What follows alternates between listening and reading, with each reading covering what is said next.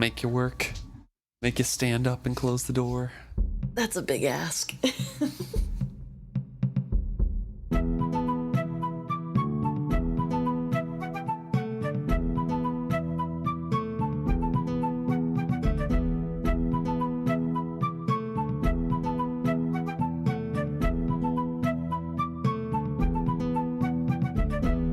Welcome back to another episode of Is Fitz Happy? I'm Luke. And I'm Emma. And this week we're discussing Chapter 8, Tradeford. The one where Fitz meets his final boss, I guess. The goal that he's been striving for. The beginning part of this chapter, however, again goes over, like, the war with the Raiders. Yeah.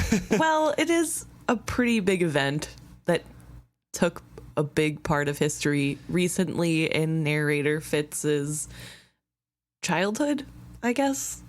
Even if narrator Fitz that is writing these is like 35, this is still a pretty big event. So Right.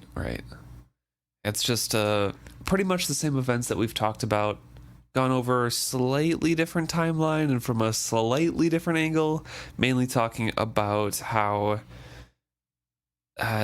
Lord Bright didn't understand that the outlying duchies and outposts were kind of essential to the defense of the whole coast, including Buck Duchy, until too late. So he focused all of his stuff just trying to defend Buck while the outer duchies started to fall and the Raiders try to gain footholds in Bearns Coast and things like that.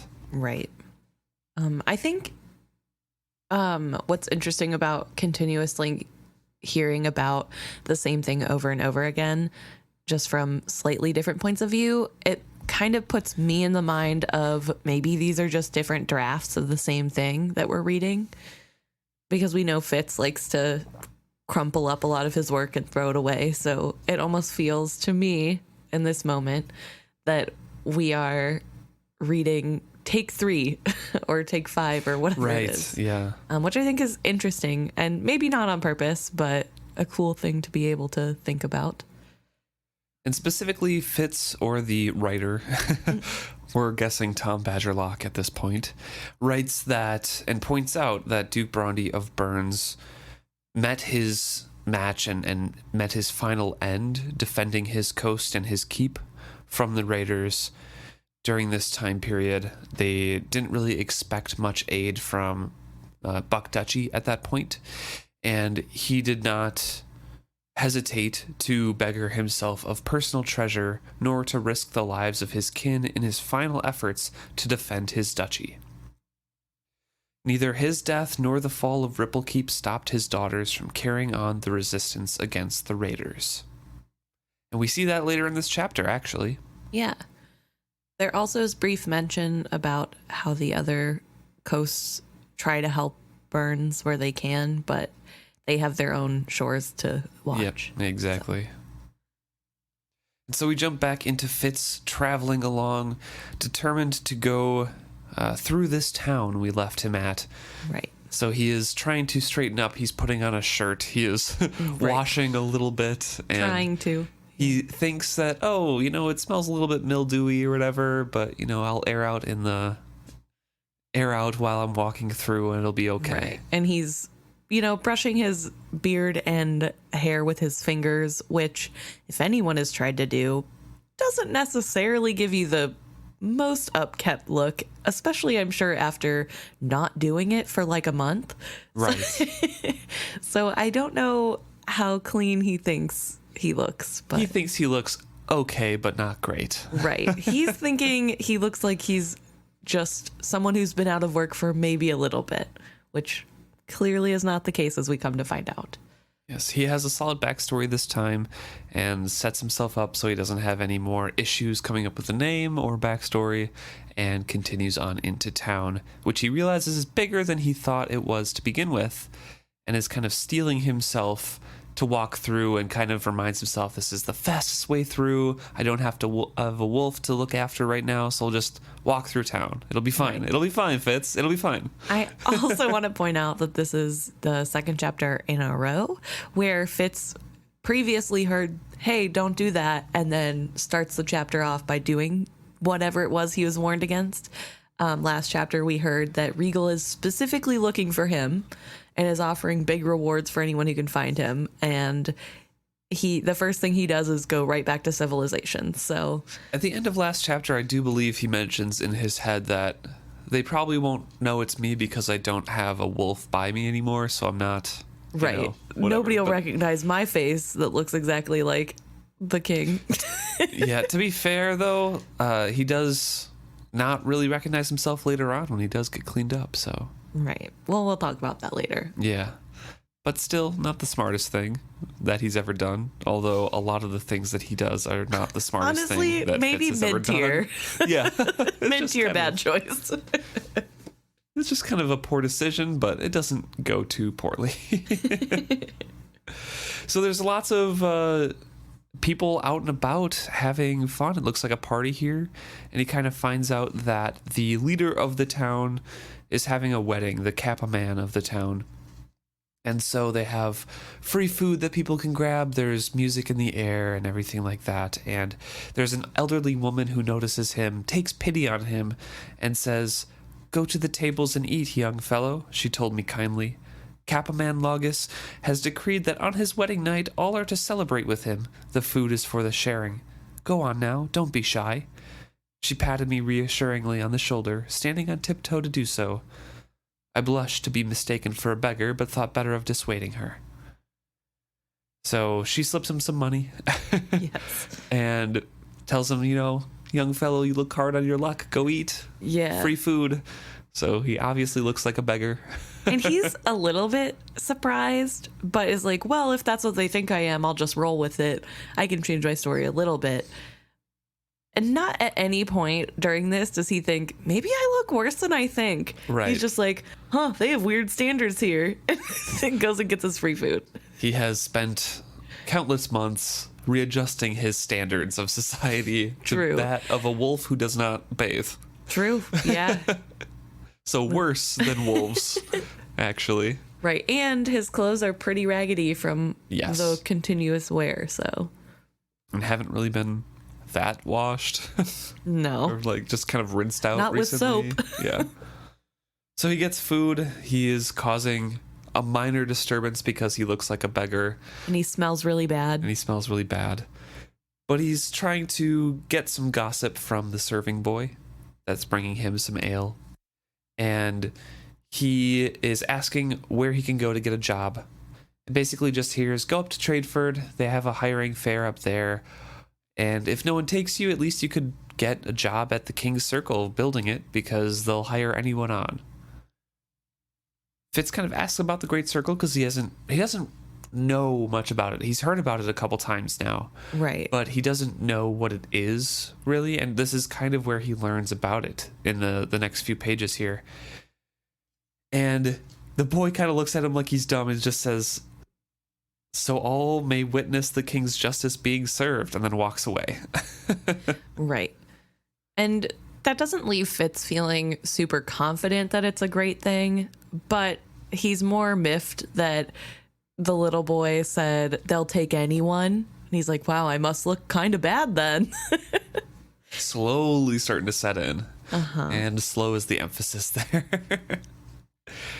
And in thinking about how poor he looks and how full he's getting and how good the food tastes, he starts thinking about how close he is to his old friends, acquaintances, people that were part of his life, like Cook Sarah, and thinking about what Cook Sarah must be doing and what Hans is doing and what would happen if he went to Mistress Hasty right now dressed as he is, and how funny it would be to see how disappointed she would be in him.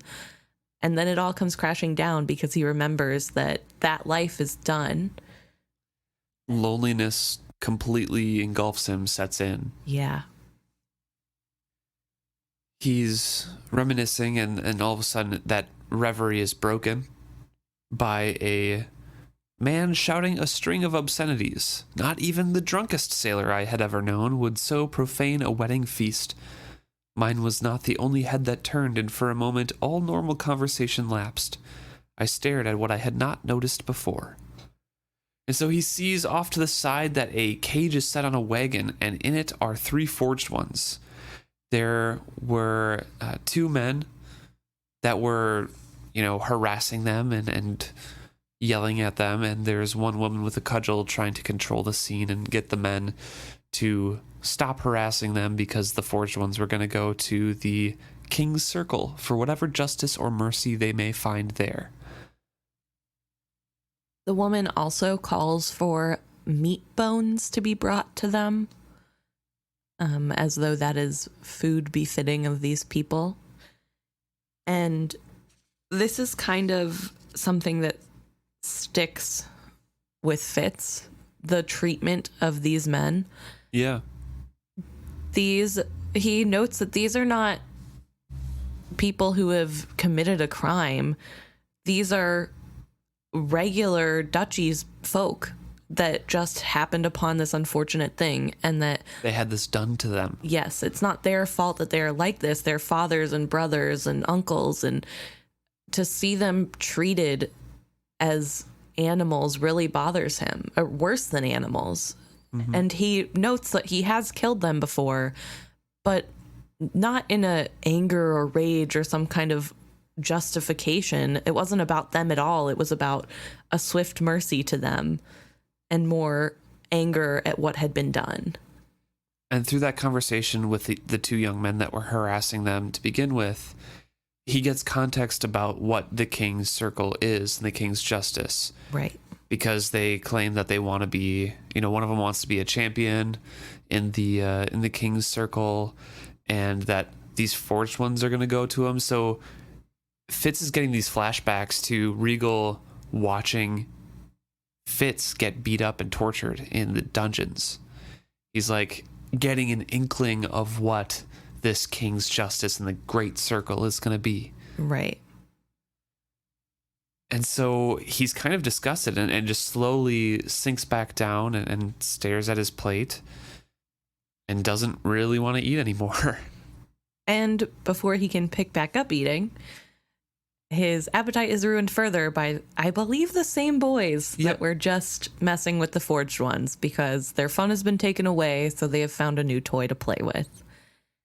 They come and make fun of Fitz for being so smelly and kind of try to egg him on to get him to fight them. They're just being really rude.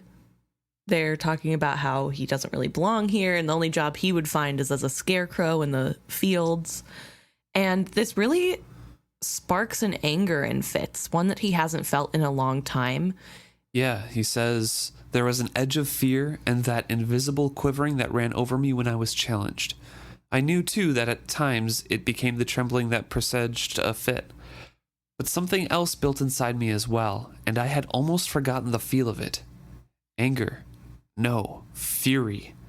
The mindless, violent fury that gave me the strength to lift an axe and sever a man's shoulder and arm from his body, or fling myself at him and choke the life out of his body, regardless of how he pummeled at me as I did so. In a sort of awe, I welcomed it back and wondered what had summoned it. And then, as he welcomes this anger in, he starts sizing the boys up. And he notes that these are kind of backwoods hillbillies. Yeah. They're farmers. They're ignorant. They have never had to fear dogs barking at night, potentially being raiders coming. They have never seen blood besides that of an animal's blood, most likely. Never swung a sword other than maybe a scythe. They don't even know that he's wearing a sword, and they're like challenging him to fight him. Yeah. Yeah. Clearly they're very ignorant and have no idea. They're just so naive and young and want to prove themselves so badly. And then before he can start this fight, he hears Verity say, "Would that all 6 duchies boys were so ignorant." And just like that, the wind is out of his sails. He kind of reaches for him, but he can't connect to Verity anywhere. So do you think that was actually Verity in his mind skilling, or do you think that was just a reminder, a memory, what Verity would think after he was going through this thought process. It was kind of like the conclusion to his thought process of, oh, these boys are just trying to prove themselves to get a rise out of somebody because they don't know better. And then that's the logical conclusion to it. Feeling sad for the land, or do you think it's actually Verity? Not to be mean, but it's a little too mature of a thought for Fitz. He was going down the correct Yeah. thought pattern there. He was. But I'm going to say this is Verity because Verity is very skilled with the skill and we know is able to ride with Fitz in his consciousness without Fitz being super aware of him. I don't think it's out of the realm of possibility that he could have been watching this with Fitz without Fitz knowing. Yeah, I don't think it's out of the realm of possibility, but we have not seen him ride with Fitz since Fitz has died. He has not been with him. Yes, we have. Has he? Yes, whenever Fitz is recovering and he's still part wolf. Yeah, that's true. That's the one other time. Besides that, no, they've just met in the skill stream or out gallivanting in their war-torn villages. Right. But I guess, yeah, he was with him during that too. Mm-hmm. But he made himself kind of known there, and Fitz kind of in his subconscious knew that Verity was connected there. And Fitz, I don't know. But there's like several mentions in those chapters where he could tell someone was there and he didn't like it and he didn't know what it was or why. Yeah, exactly. But they were making themselves very small. Yeah. So. But this one, Fitz is deliberately, like, he's startled, oh, Verity's here, and then, like, looks around for him with a skill and can't find him.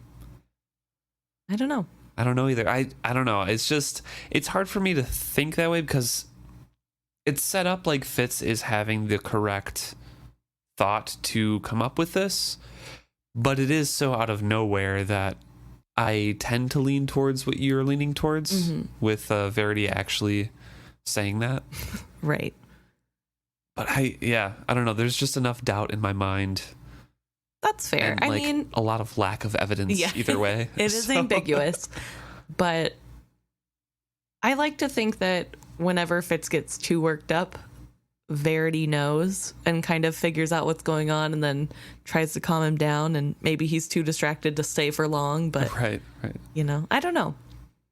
But it's definitely, he does seem to have a closer connection with Fitz this chapter.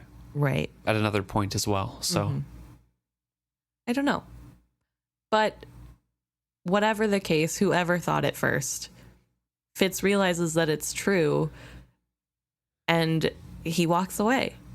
And that's when they realize, oh, this guy has a sword. One of them like shakes his head at the other guy who still wants to kind of fight him, and they're like, nope, back off, we're good.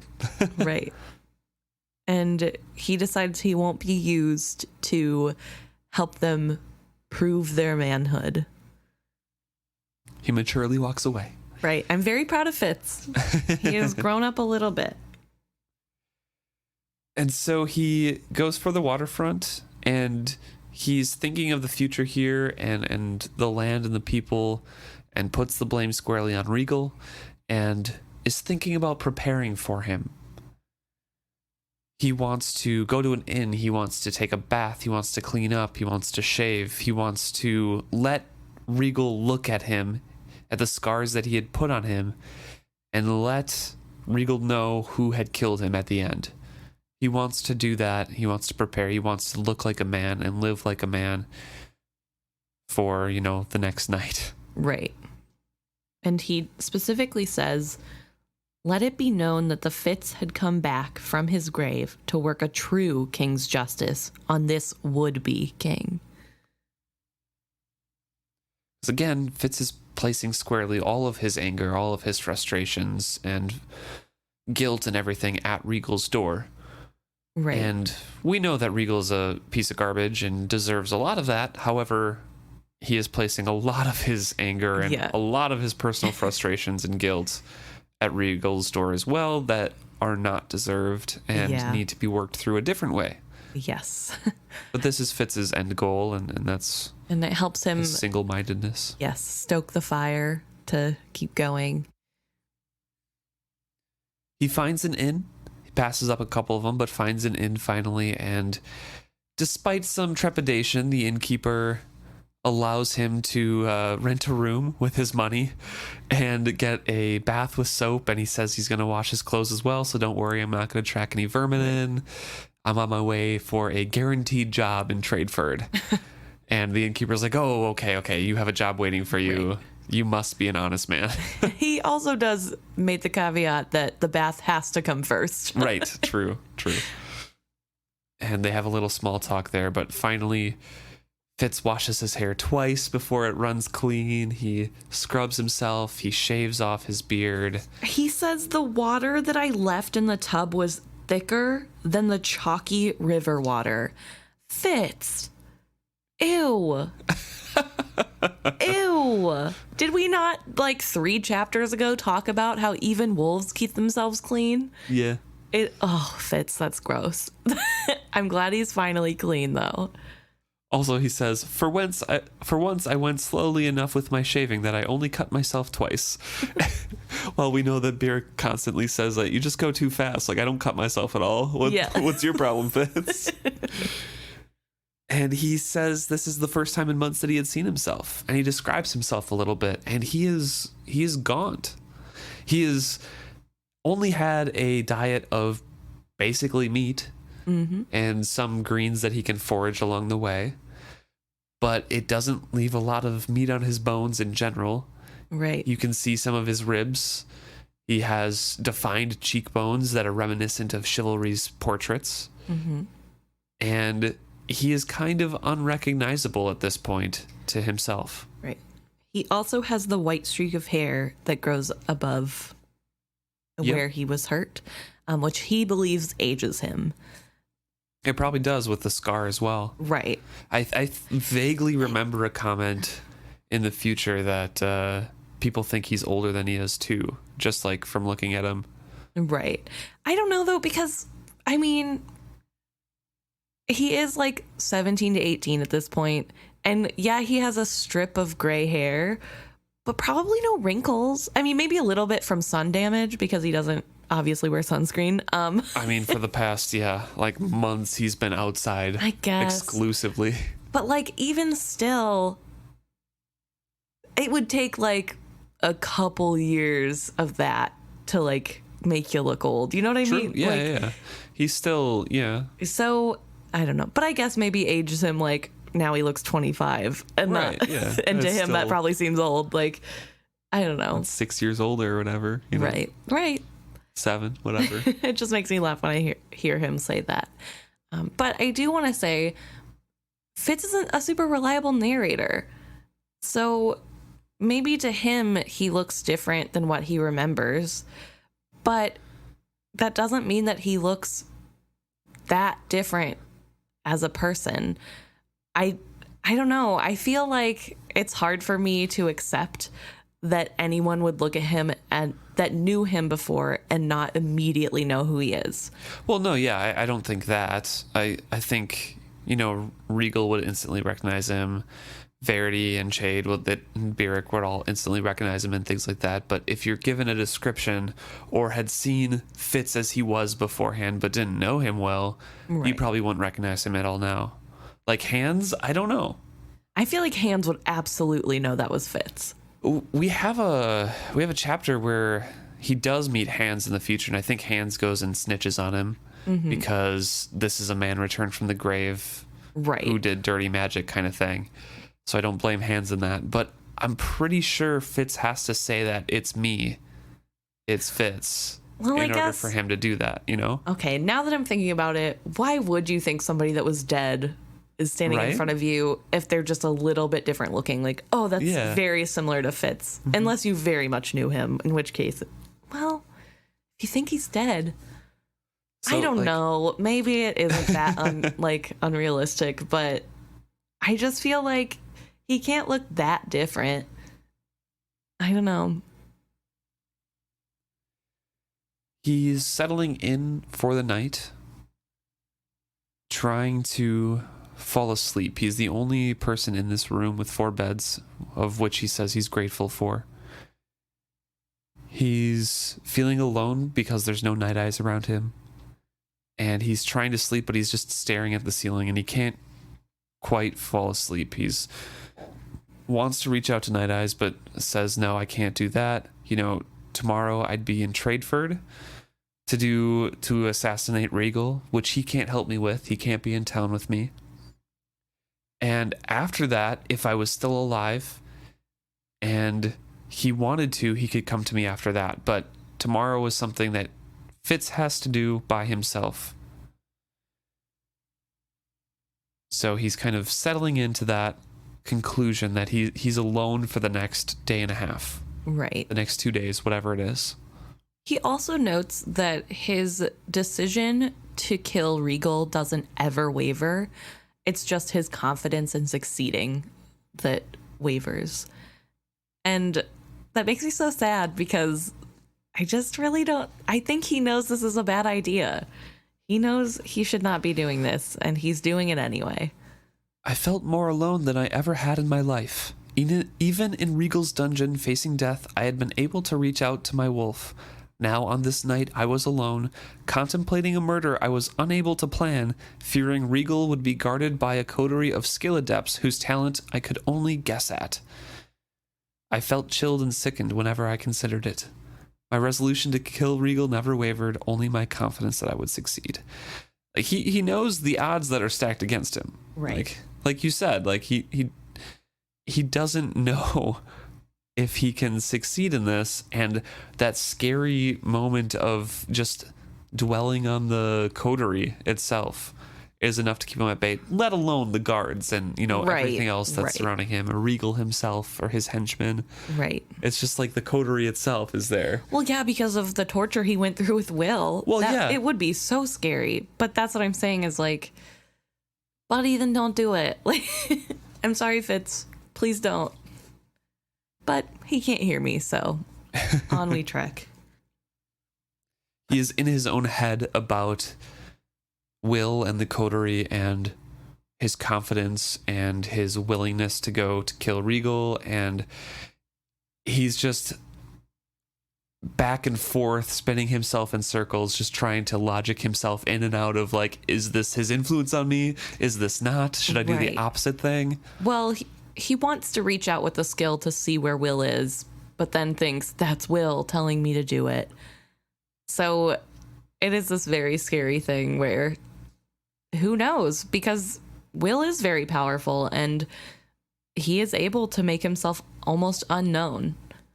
So I would be scared too if I were Fitz, especially being so close. I'm sure that also makes him a little bit more scared. But as he finally falls asleep, he does skill to Bearns. And he says too late that he recognized the dragging of his consciousness through the skill river. So otherwise he would have tried to struggle and stop it. Right. So he is drawn to Duke Brandy's castle. I think Ripple that's fair. Keep. Yep. Yes, fair to call it a castle. They're in the middle of war, and Duke Brandy is standing over his eldest daughter, who has been killed, and Faith and Celerity are on either side of him, trying to keep people away. Duke Brandy is fighting with an axe, and he is not looking good. No. He has already taken an injury. He is old and in pain from losing his daughter. He knows that even if he is able to get out of here, he has still lost Bearns to the Red Ship Raiders. I do want to point out that the descriptor for Faith and Celerity are like matched hawks, they seemed. Another hawk or raptor descriptor for the two daughters. Right. But yeah, Fitz takes all that in within, a few moments, that Brandy will not last much longer, and that comes true. He's just here watching the end of Duke Brandy, because as Brandy kills one raider, another raider comes in and stabs him through the heart. Celerity then is distracted by Faith's cry from that, and her sword is ripped out, and she's about to die as well. And Fitz can't stand it any longer. He rushes to defend them. And interestingly, we have a little bit of language that is reminiscent of when he and Nighteyes were first intertwining consciousness. He says, I lunged for the axe Brondy had dropped, and I swung it up. And then all of a sudden he's talking about to defend his father and my sister. And it's almost as though he is Celerity.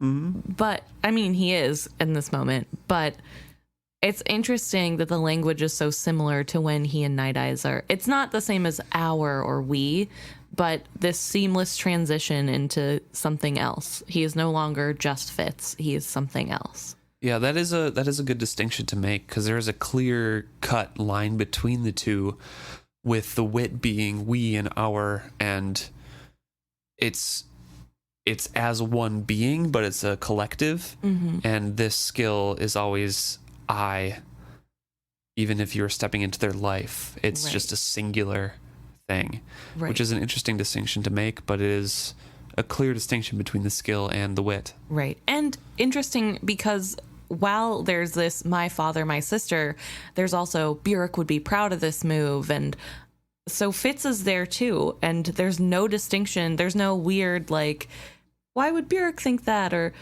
you know, there's no confusion from Celerity's end. There's no confusion from Fitz's end. It just is. And so it's, I thought, really interesting to see the difference between wit togetherness and skill togetherness. Right. Just like that. I don't know. Yeah. And this is the same thing that Verity did when we first saw I don't remember what small town it was, get raided, where Fitz first skill walked. And Verity jumped into the man saving his family behind him from 3 raiders. And then the man died, but he did save his family. Right. So after this whole thing happens, Fitz, like Verity, separates himself from the person that they kind of took over, I guess. Yeah. It's almost like, seems like possession. Yeah. So he steps back from Celerity, and she seems confused why she grabbed the axe. She seems a little dizzy. Yeah, she seems a little disoriented. Same with Fitz in his spectral state, I guess we can call it. Yeah. And Faith and Celerity have a moment where they're thinking that they're not going to last the whole day, but Celerity is saying, long live the Duchess of Bearns, to her sister, because their father and eldest sister have fallen. And her sister has just taken control by saying Bearns to me. Yep. Because they have to rally. That's was probably taught to them since they were children. Right. So they are the most warlike of the dukes, the duchies. Yeah. The ducal families, I guess. But yeah, it's this interesting moment of Celerity has just defended her sister and, well, both sisters and father, and has taken out the majority of the people attacking them in this small pocket. And now they have to decide what to do next. And she picks up her sword and runs headfirst to create a big enough gap to let the people taking her family members' bodies away out. She gives them the time, and we see Fitz watch her and think, I never loved her, but I will always admire her. Mm-hmm. And I think that's so interesting, and it makes me kind of sad for the relationship that never was, because clearly she is so cool. Yeah. Definitely would have been a good match for Fitz, I think. With all my heart, I wished to go after her, but my grip on the scene was failing. All was becoming smoke and shadows. Someone seized me. That was stupid. The voice in my mind sounded so pleased. Will, I thought desperately as my heart surged in my chest. No, but it could as easily have been so. You are getting sloppy about your walls, Fitz. You cannot afford to. No matter how they call to us, you must be cautious. Verity gave me a push that propelled me away, and I felt the flesh of my body receive me again. But you do it, I protested, but only heard the wan sound of my voice in the inn-room. So Verity was there at the same time, catches Fitz, and pushes him back into his body, tells him to be careful. Right. But he is very proud, I think. Oh yeah, he's extremely pleased that Fitz is called to do the same thing, to save the people, to help where he can. Right. Even if it is reckless. Yeah. Yeah, so... And this is a probably really challenging thing to do. Yeah. Verity was surprised that Fitz could even skill walk. And now he is jumping into other people's bodies. Fitz is growing his skill capabilities so much here. And it's so interesting because he is taking so much elf bark that you would think he wouldn't be able to continue to get stronger, but it's just like Verity. Yeah. No. Can't stop raw power, I guess. Yeah. Fitz wakes up and is very, very bleary and disoriented. He hasn't woken up in a bed for a long time, and his head is pounding. His vision is kind of blurry and dizzy, and he gets hot water from the boy with his breakfast. He's repulsed by all the food, but focuses on the hot pot of water to make elf bark tea and makes it stronger than he ever has in the past. Right. Also, as he wakes, he realizes that Duke Bearns is dead, that was real. And he talks about how he admits that he is irrationally angry at Regal for a moment and puts all the blame on him, and then concedes that maybe it's not all Regal's fault. He can't put everything on Regal. Regal wasn't there holding the sword that killed Bearns. So I thought that was pretty big that he admits it was, irrational. But he's still mad at Regal. And it is kind of Regal's fault because... Yeah, I was going to say at the same time, to him it's irrational, but to us who have the full story, Regal was conspiring with the Raiders, so... Right. It's indirectly Regal's fault. Yes. Fitz remarks as he's making this elf bark tea that he's almost up to the dose that Chade had been using on Verity, which is crazy because Verity is taking a ton, and we'll get on to the dosage a little bit later. But I want to say this next sentence here. It says, ever since the wolf had left me, I had suffered from these skill dreams. No matter how I set my walls, I could not keep them out. I think, I'm not sure, but I'm hypothesizing here that the wit has helped Fitz keep his skill walls up. And Nighteyes has been a protection against the skill as well for him. Right. In a couple ways. One, I think also with the wit itself, but two, the loneliness thing that we had talked about before last chapter, or maybe 2 chapters ago. How he is so lonely without that companion there that he reaches out unconsciously or subconsciously, and that kind of destroys the integrity of his own walls that he's putting up because he's so willing to just connect with any other person that's reaching out that he kind of doesn't care about the security of his own mind. Right. I think in the way I read these magics, it feels as though emotion has a lot to do with how they are used. And so I think it's definitely possible that the loneliness that Fitz is feeling is causing him to reach out, even though he doesn't mean to. And even though we know he is lonely with Nighteyes by his side, I think he's able to feel less alone, and that means that he's not reaching out to anyone else, especially Nighteyes' role in his life. I think it would be different, and he would still be having these dreams if he was traveling with any human companion. But Nighteyes specifically, not necessarily because of the wit in my mind, but because Nighteyes is kind of his crutch, right? His security blanket. In a lot of ways. Yeah, and he grabs on so tightly to Nighteyes that there's no energy left to spend reaching out elsewhere. Now he's gone, so he has nothing to do except Yes. reach out. He drinks 2 mugs of tea and is starting to feel better, but he has to get dressed back in his clean beggar clothes. And he realizes, as he's putting these, misshapen homemade shoes on that are worn through, the misshapen, stretched, stained, gross looking beggar shirt that has been patched and everything like that. The leggings that are thin in the knees and is too short. Yep. All of this, he realizes after a night spent in an inn that he is dressed more poorly than any beggar he has seen at Buckkeep before.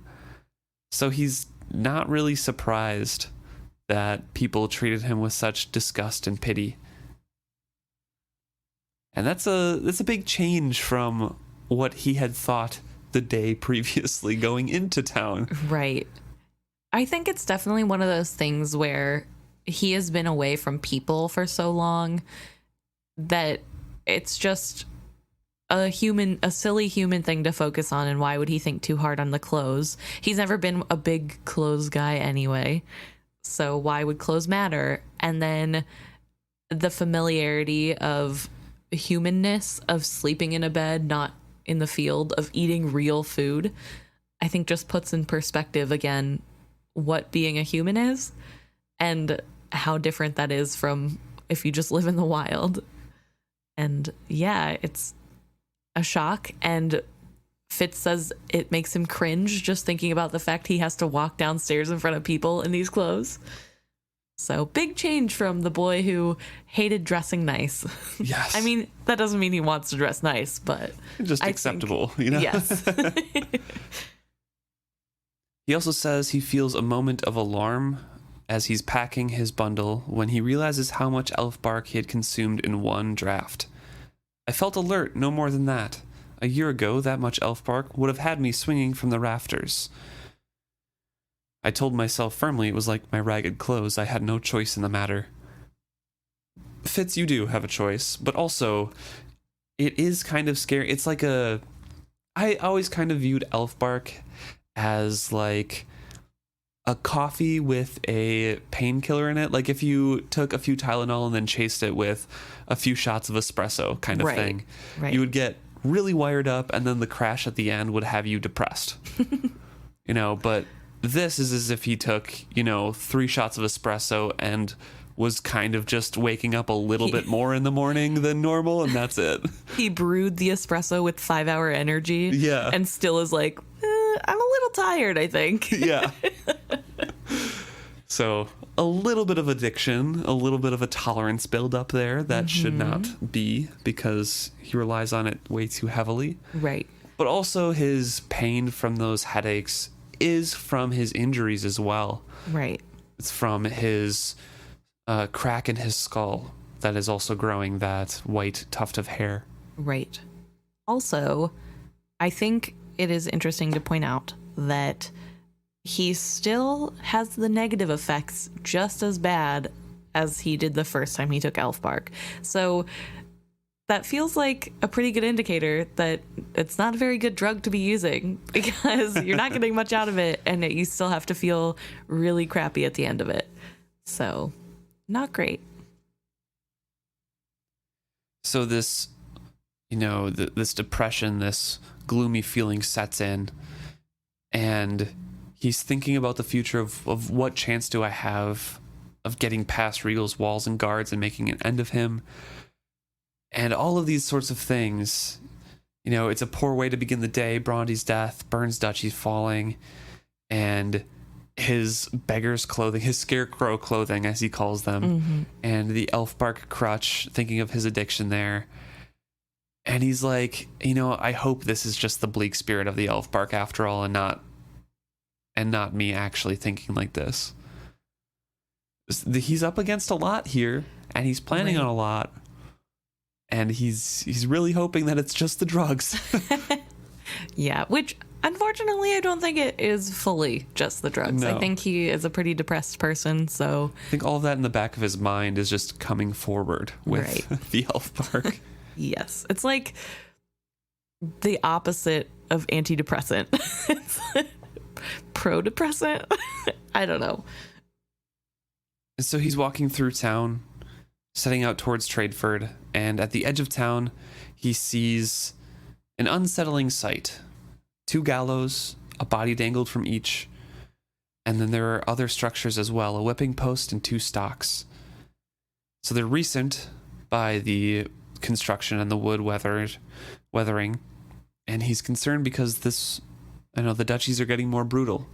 Right. And also, even though they seem pretty new, they've already seen use, which isn't a great sign. Yeah.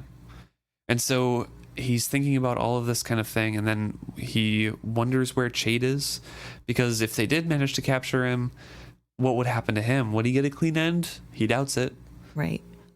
I also think it's so interesting to just juxtapose the image of last night's big party where everybody's so happy and friendly and they're giving a stranger food because he looks like a beggar and the food is for all. And then as he leaves this happy, nice town that is prospering, there's these horrible things at the outskirts. It just feels like a metaphor. And I don't know, really, really an interesting image choice. As Fitz goes on towards Tradeford, he realizes that the trade is really good between Palm, the town he was just in, and Tradeford.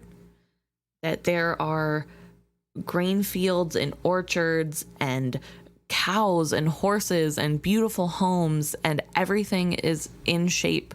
The road he noted last night was lit all the way to Tradeford, so presumably there's some type of lighting along the sides of the road. This is a far cry from one duchy over. Very clearly they are somewhere that has not been touched by the raiders. Mm-hmm. And he wanders into Tradeford, looking at all this wealth, and he sees, gardens laid out with pebbled walkways, cobbled drives. People strolling down the walks or driving carriages, dressed in finery that would have been at home at any of Buckkeep's most formal occasions, and some of them even wore a pharaoh livery of golden brown. Yet even the dress of the servants was more sumptuous than any clothing that Fitz had ever owned. Which I do want to ask, are the regular people just walking out, well, nobles, I assume, walking out and about in finery better than any at the finest? Well, it's attire that would fit in with any of those. At the finest banquet. But is that true? Or have fashion just changed, like the fashion industry has changed in the year that Fitz has been gone from it? Maybe, but I'm more quick to agree with Fitz here, because this is where the wealth is at. That's fair, yeah. And it does explain a lot of things, and we've known that this is kind of like the hub of everything, and that's where, Buck Duchy, Bearns, and Chokes, and Rip and all get their money from, and this is kind of like the heart of the 6 duchies. Right. It definitely has the feel of a kid who the biggest city he's been in is 100%. a city of 200,000 people maybe. And now he's in the biggest metropolitan area in the country he lives in. Yep. So it would definitely be weird to have never seen that type of wealth and diversity in one place. Mm-hmm.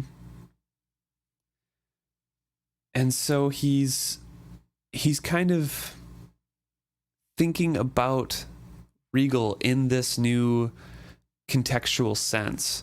This is where Regal spent his summers. This is where he grew up.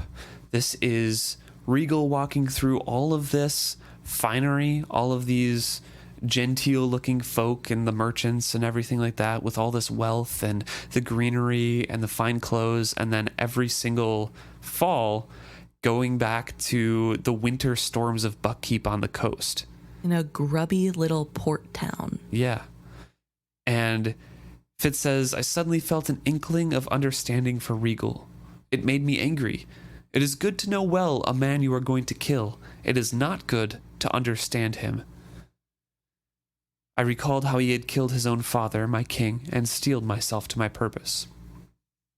So Fitz is starting to understand where Regal is coming from and understanding his motives of saying, Buckkeep isn't, royal. It isn't like the place where you should be. We should be in Tradeford.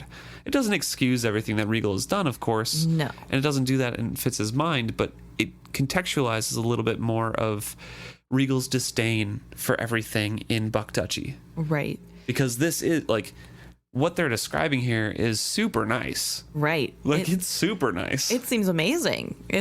It's beautiful. People are looking at Fitz with pitying glances, and he thinks to himself, like, if I came here as a beggar to make money, I would make bank. Yep. Like, I would have so much money. Yeah. It's people. So, like, obviously the regular people here aren't, disdainful of people below them. Fitz knows that he could make money, so they might be generous here. Like, right. Which is so interesting because I think this is the first kind of positive reading we've ever had about inner duchy people as a whole. Right. Because usually we're looking at them through the lens of Verity's the worst king in the world, Regal's amazing, we love him, and, just horrible things about Shrewd. And how could they not be awful? They support Regal. But really, these are people who have never known hardship. Right. They are prosperous. They are doing well because of the outer duchies. And they've never had to shoulder that burden.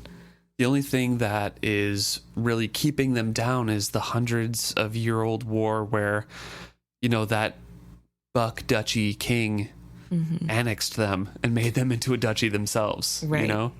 Yeah. And that's what they hold on to, that grudge. Right. And to be fair to Buck, pretty good idea. Yeah, 100%. Yeah. But it does make sense why Regal is so adamant that Buck is trash. Yeah. And, I wish he would have used that energy to make Buck more regal, to make it closer to what Tradeford is. There is opportunity to do that. It wouldn't be the exact same, but I feel like he could have had artisans come in and remake the castle, or like there are avenues to take to make things better where you are, and instead he just made it worse and then left. So really sad, because clearly he's capable of doing that, and he could have gone down as like the best king or princeling in history, and instead he chose violence, literally. So Fitz heads down to the waterfront to try to fit in a little bit more, find some work, blend in a little bit, get some gossip, get the lay of the land. And he is offered a few hours work unloading grain sacks and doesn't learn much from the gossip of the other workers. They just pretty much complain about the poor quality of goods that come from the coast and how much they're charged for the little that was sent. Little was said of King Regal, and what few words I did hear took pride in his ability to attract women and to drink well. I was startled to hear him spoken of as a Mountwell king, the name of his mother's royal line. Then I decided it suited me just as well that he did not name himself a Farseer. He did learn a lot about the king's circle, though. He is excited that he's not a Farseer king because it's one less thing to share with Regal. Yeah. Which I thought was very poignant. But it is short-sighted of the workers to say that, they're complaining of the poor quality of goods and how much it costs, because I'm sure it's at much hardship from our third-person point of view of zooming around the countryside and seeing all perspectives. We know how hard it is to grow crops on the coast at the moment. So I'm sure it is very expensive to get stuff from them. Right. And also, there's not any trade going on anywhere else. They're not getting stuff back, it doesn't seem like. They're just sending stuff in, I guess, which is even worse, I feel, it would be worse. Presumably they're getting paid for it, so Hopefully. that's the transaction, because Yeah. they say how much it costs for how Right. little it is. But are the ones that are, making the product getting paid, or the middleman getting paid more? You know what I mean? And I mean, I guess who knows? But it's just frustrating as a third party person who knows the war that is going on and the tragedy, especially after just having read the horrible battle that happened the night before. And then to hear these people who have never had to face that horror complain because things are different and there's less to come towards them. Like, yeah, because there's nobody defending the trade. No, how are you going to get trade if nobody's defending it? But of course, the Montwell King is much too good to have any blame with that. They probably don't know it's as bad as it is either. So True. And they probably don't care if they did know. So, because it's the coastal duchies. Right. But he hears a lot of the King Circle and understands what it is now fully. And it kind of sours his mood. He thinks a little bit to the Buck Duchy tradition of the witness stones, and two men meet there to resolve, a dispute between them. It's kind of fixed in the eyes of the gods, and that's how it rings true. But this takes it to a new level of entertainment, where those that would be judged as deserving of punishment or death were sent to this king's circle, and they might face a starved animal taunted to madness, a fighter, which would be the king's champion, or maybe they would have forged ones as entertainment in there. Sometimes one of those people that fights an animal or whatever can win and maybe be granted clemency if they put up a good show. Right. But it's all about entertainment, because the forged ones are taken just for entertainment. They go against those criminals maybe, or against an animal themselves, and it's just brutal, forced Colosseum work. Right. Also, just to clarify, it's the people who are judged deserving of punishment by Regal specifically. Yeah. It's not just anybody It's who... the King's Circle, yes. So I want to specify that it's worse. It does get worse. But also, I wonder if the aspect of the forged ones is another sick way to get back at the outer duchies by Regal. Because forged ones are outer duchy people. Yeah, mostly. They're not the inner duchy people, Right. unless they were visiting outer duchies for family reasons or something. But these are basically innocent outer duchy people, and they are fighting to the death for Regal's entertainment. And I feel like there's that other sick level of they deserve it because they're from the outer duchies. It's a great political move by Regal in general because, one, yes, you can get back at the outer duchies folk, but two, it presents to the inner duchies people that I'm taking action against the forged ones, and I can capture them and use them as entertainment that King Shrewd never had from the people. He Right. gives the inner duchies folk a sense of security of like, see, the king is just using these people as our entertainment. They're not an issue at all. Right.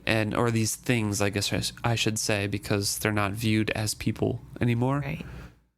So yeah, it is disgusting, but it works well for him because it desensitizes all the inner duchies people of the forged ones. Right. And I think it's a really good think piece on the way humans in history have been drawn to violence. Yeah. And this weird sense of camaraderie that you get from not being the one in the king's circle. And it really boosts morale for whatever reason. I mean, yeah, lots of civilizations had something similar. yes. And it's so strange. Have UFC, boxing. Right, which is a little different. Yeah, it is, but that's I like mean, the modern yeah. equivalent, I would say. True, yeah. Because we know it's inhumane to make, prisoners fight each other or something Right. like that. Right. No, it's just a very interesting thing that has historical backing, and to see people talk about it with glee or indifference even is kind of gross. Yeah. But We do see an actual political argument positively as well for this too, coming from these workers. Because the Mountain Kingdom was shut down with trade, like they stopped trading with the Mountain Kingdom, Regal had to find a way to create jobs. So this King Circle had popularity, and he's building a new stadium that's going to have stands and everything, and it has created a lot of jobs, has a lot of people working, and so people are happy and no one says anything bad about it. right. So Fitz finally learns what the King Circle is, and then those workers all go off to a tavern, settle down, where smoke is being distributed throughout the whole tavern, the inside of it. Right. And- Different smokes and herbs and incenses. Yep. What little Fitz can smell is going straight to his head. But I think it's interesting because this just shows the culture shift between outer and inner duchies. It also kind of explains a little bit Regal and his mother's draw towards drugs. It's And, cultural. yeah, it's part of, everybody does it. It's casual. You take drugs with dinner every day. This isn't a special occasion. You can buy an ale, a beer, and a handful of herbs to burn. Yeah. So it's just also really interesting. We get another little insight of Regal. So he's asking several folk around this tavern to see where he can get a job in the stable, the king's stable. Right. He also is doing this over a very bitter beer that tasted to me of river water. And I want to know if you think that might be IPA. Wow, attacking me like that. Personally, I think that's a great descriptor of IPA. No shade to anyone who, like Luke, enjoys the taste of an IPA. So he gets directed, after asking around for a job at the king's stable, after being laughed at and pretending to be a little bit of a simpleton, gets told to directly ask the king himself, so he excuses himself and takes that opportunity to just head up to, I don't know what it's called. Tradeford Hall. Tradeford Hall, yeah, there it is. I have it highlighted. It's just down a little bit. So he walks, he's looking for fortified walls, basically. He's looking for Buckkeep, sitting in the middle of this. But instead he finds a very fine, elegant, and expensive residence. You know, patterns had been worked into the stone walls, graceful arches. There were towers, but there's no arrow slits in them. They're just constructed to give a big view, a panoramic view, more pleasure.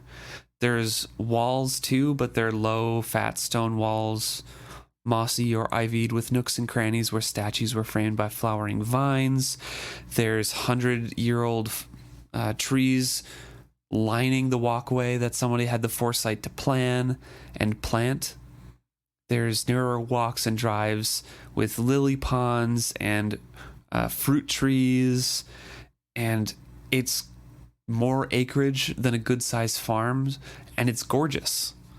It's a whole estate. Right. Fitz notes that he's trying to imagine the type of ruler that would have the time and resources to put into something this beautiful. Yeah. And it's a far cry from Buckkeep. Right. Fitz is thinking about this wealth, and in his head he's like, had Patience ever known this from her father's, or from her parents' home? Was this what the fool was trying to capture in his art that he had set up? You know, is this something that you can do if you don't need a standing army and warships? He feels grubby and uncouth, and it was not because of his clothes. This, indeed, I suddenly felt, was how a king should live, amid art and music and graciousness, elevating the lives of his people by providing a place for such things to flourish. I glimpsed my own ignorance, and worse, the ugliness of a man trained only to kill others. I felt a sudden anger, too, at all I had never been taught, never even glimpsed. Had not Regal and his mother had a hand in that as well, in keeping the bastard in his place? I had been honed as an ugly, functional tool, just as craggy, barren Buckkeep was a fort, not a palace. But how much beauty would survive here? Did not Buckkeep stand like a snarling dog at the mouth of the Buck River? It was like a dash of cold water in my face. And he realizes that's why Buckkeep was built in the first place, because if there was no fort there, the raiders or whoever else was attacking would be able to divide and conquer straight to the heart of the Six Duchies, and everything would kind of be lost from there. Right. He notes that that's what's at stake. That if they truly take over the coast, they will find the fat underbelly of Buckkeep. Of the Six Duchies, all of the Six Duchies, Right, yes. Sorry, yes, the duchies. And it makes him a little sad, I think. Because if that falls, all of these nobles who are, lazing about and the ignorant farm children. Yeah, and the cocky farm lads and everything like that, they would wake up to the harsh realities of the coast right now. Right. The smoke, the screams, the raiders.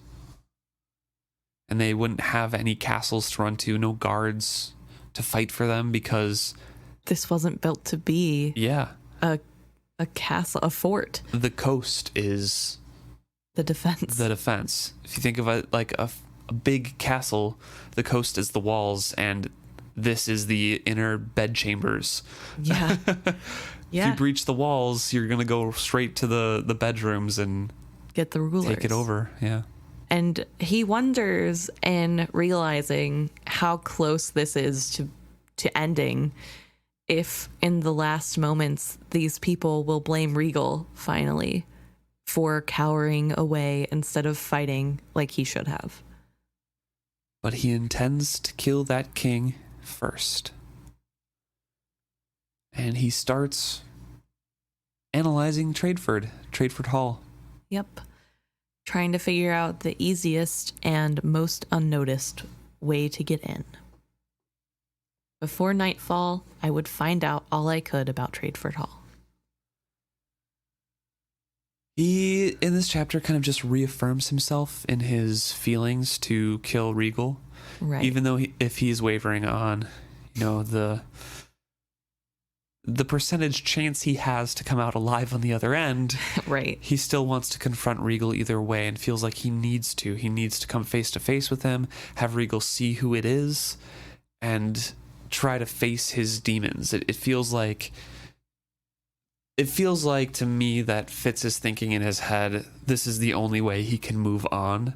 Mm-hmm. To become a new person, he has to kill this part of his past that is haunting him. And to an extent, he's right, because it does stand in his way of his true king and everything like that, but it doesn't have to be this confrontational. Right. He's pinning everything on this moment. Yeah, it's definitely an interesting chapter. I actually kind of really like this one, and I never remember this chapter, so I was surprised at how much I liked it. But I think it's a really good, I want to say honest look, but I don't know how honest it can be with a not very reliable narrator showing us the way, but an honest look at the inner duchies. And I think it paints a really good picture of the purpose of the outer duchies. And I don't know, I just like how much we learn about Regal and the people that Regal was raised around. Yeah, 100%. So, I don't know. It's definitely gonna be fun to see what Fitz does next. Fun in quotes and heavy sarcasm. Yes. So we know he does have that final confrontation. I don't think he ever gets face to face with Regal. And then he's called out. Yeah. He's called out by Verity and commanded to go to him. He runs away with his tail between his legs, chased. Poor Fitz. Yeah. Thank you so much for tuning in this week, listening to us ramble about Fitz's inner demons and his shortcomings. If you have anything to say to us or ask us or just comment in general about the chapter or the books as we have been reading them, please let us know. isfitzhappy@gmail.com or at isfitzhappy at Facebook, Instagram, or Twitter. Look forward to hearing from you.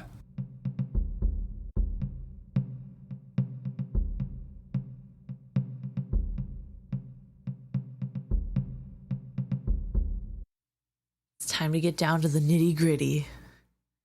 We're back with some comments from our listeners. First of all, thank you to everyone who participated in our poll, and a big thank you to Eloise the Calico Links. Yes, Eloise the Calico Links for thinking up the idea. It was a lot of fun to see everybody's reaction. Luke, would you like to do the honors of telling us the breakdown of what people thought of who was Bee's dad? Got some hard-hitting facts for you guys out there. So we had about 112 total responses, and it's 65% for all three, Fitz, Fool, and Nighteyes being the father of Bee, which is no surprise to me that those three kind of reigned the top. But then we have 24% as Fitz and the Fool, and just under 10% as Fitz alone as the father of Bee. Yeah. There's one person because we did a slider on Instagram, so it's kind of hard to tell exactly what answer they picked. It looked a little bit in between Fitz and Fitz and the Fool, so I don't know. That's that's kind of in the middle there, but yeah, about 10%, about 24 or 25% for both Fitz and the Fool, and then 65 for all three. And 10% is higher than I thought with just Fitz on there. Yeah, I was surprised. I mean, I think that's really cool that there are that many different opinions out there. It was definitely interesting to see. It's an interesting topic for me because I feel like there's different definitions of what father could mean. True, yeah. Fitz, I feel like I know he was not a great father. No. However, Nighteyes wasn't really a great father either in some ways. He did his best to protect Bee in certain situations, but he wasn't always there either. Like his words and his voice. Right. Well, she was blocking him out to protect herself. So. Yeah, I know that. But also the Fool was not at all a father and kind of a little bit more. I have issues with the way the Fool was written in the third trilogy, or like the last trilogy of this series, because he's written as a little bit more selfish, which could be understandable from the trauma he's been through, but we can get there in a few years, right? But I feel like his relationship with Bee was a little bit more exploitative, and like I don't know, I need to reread it, but interesting. None of them are really like the loving father figure except for Nighteyes, and fair enough. I think from our sister podcast, Buckkeep Radio, they responded to us and said that Nighteyes is the soul father. Right. Well, honestly, true. Yeah. Good on you guys, Buckkeep, I for really calling think that out. He's the only sensible one out of all three of them, to be fair. He, like, cares in an active way. Yes. And Fitz is a passive carer. Yes. Which is not what a baby needs. So. True. So I thought this was a really interesting breakdown. So yeah, there's like different definitions where they didn't actually like care that much for Bee. Bee was kind of left to her own devices for most of the time. Right. But also, I'm still of the opinion that all three of their kind of souls or spirits or life forces mingled together in different ways in Fitz. Yeah. So they're all kind of fathers in a way. Yeah, it's definitely a fun question to ask. I don't think there is a right answer. No, yeah. And I like seeing the different opinions. But yeah, it's definitely hard, and it's also hard to word the question right, because you don't want to say who's the parent, because I'm not putting Molly on the list because clearly she's the mother. There is no doubt. We should have had an option for Fitz and Nighteyes alone as well, instead of just all three. Oh, true. But we could have. Yeah. Next time. Next time I do this type of poll. Yeah, I don't know. It's It's a challenge. But Interesting thoughts. yeah, everyone. it would be cool if we could like get a reason why from everybody, but that's so tedious, and who would want to vote in that in that situation? So thank you for everyone who did participate. Very cool to see your guys' answers. Yeah, it was a lot of fun. So moving on from our poll, I want to talk about some emails we got. So I'm going to start with an email from a listener named Tyler. They, first of all, are a fellow Fitz and Molly shipper, which, woohoo, we are out here. And they wanted to talk a little bit about the mirror that Fitz and Burek are.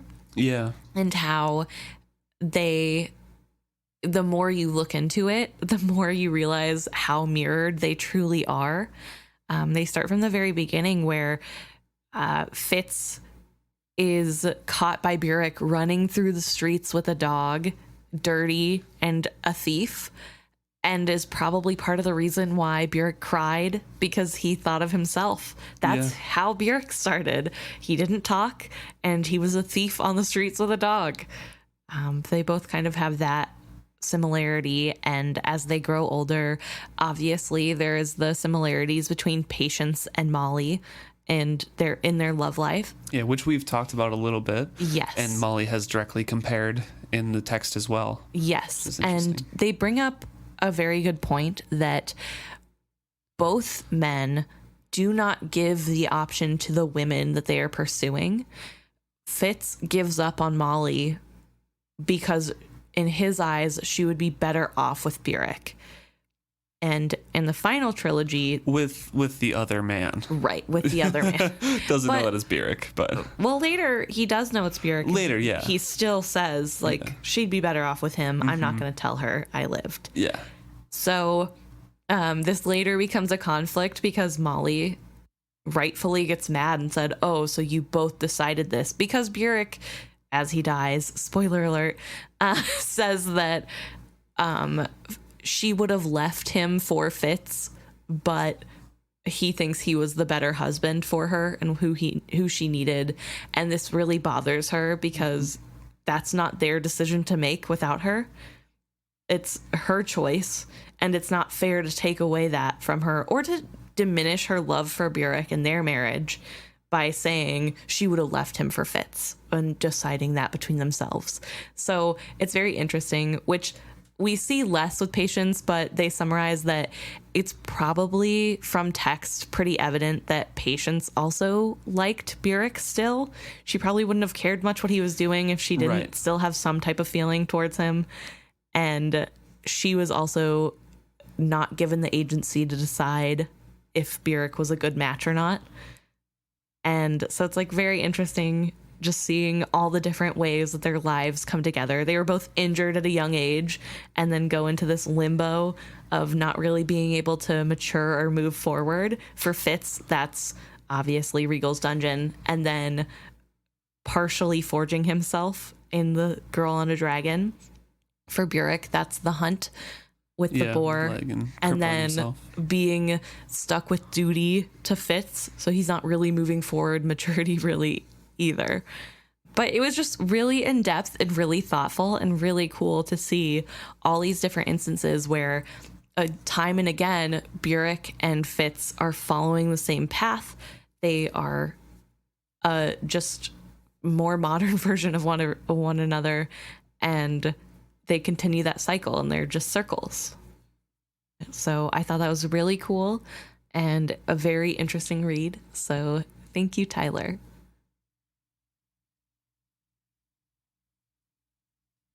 We also got an email from a listener named Nathan.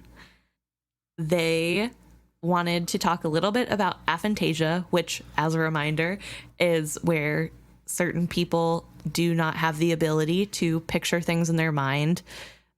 When they read, when people talk to them to describe something, they just can't do it. There are different levels, so some people can partially picture things, some people not at all. But they let us know that there is a subsect of aphantasia called SDAM, which stands for severely deficient autobiographical memory, which is a lifelong inability to vividly recollect or re-experience past personal events. And they thought of this because it reminds them of how being forged or partially forged is explained, where there's fuzziness, they don't really recall the memory, it feels not as vibrant, it doesn't affect them as much, and they don't claim to be a doctor, but it makes sense that with SDAM, oops, they would also feel like detached. Apparently, it's harder to remember things from childhood and plan for the early future, adulthood. whatever, Plan for the future because you can't picture it. And that was just a really interesting connection that they brought up. I thought it was really cool. Just more real life connections to things that can happen in the real life, but have a magical explanation in the books. Yeah. And the last part of Nathan's email here is about our discussion of why humans feel that they can order creatures or animals around. We were talking about, Fitz's inner thoughts about that with his discussion with Nighteyes, and Nathan's ideas on this as it pertains to real life, the connection to our present, is at least for the Western society, how it was mostly founded, on Christian traditions, and how the Bible says mankind has dominion over all beasts, and how that's kind of just maybe that was what ingrained it in all of our minds growing up and everything like that. So, or at least our traditions and foundations of Western society, and not speaking for the world. Right. But how maybe that's how man has more of a superiority complex over all of nature. Mm-hmm. Yeah. So it was an interesting thought to bring up. And yeah, a good point, because that is true. That is something that is in the Bible. So it makes sense that it would affect Western culture as a whole. So very cool points. Thank you, Nathan.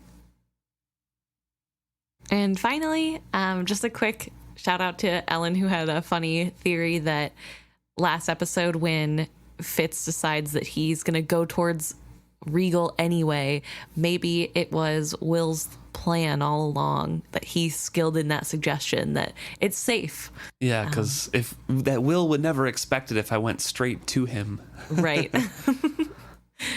Which is, I thought, a good point and also kind of funny.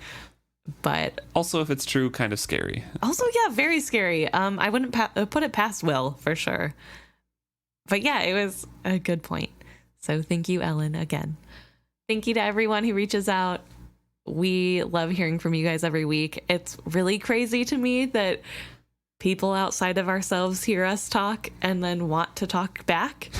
And it's been going on for over a year now. Yeah, so. Every time we get something, I'm always surprised, like, wow. So thank you guys so much. We look forward to hearing what you guys have to say next week.